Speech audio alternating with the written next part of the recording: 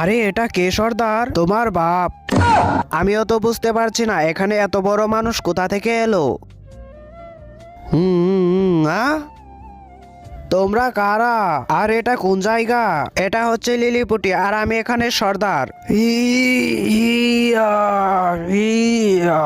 এটা তুমি কখনোই খুলতে পারবে না।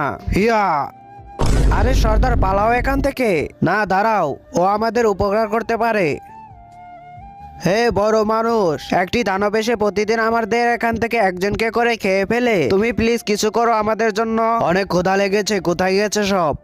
ওই তো দানব চলে এসেছে।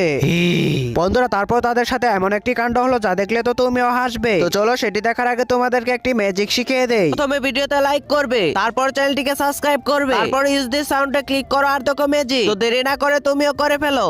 হিয়া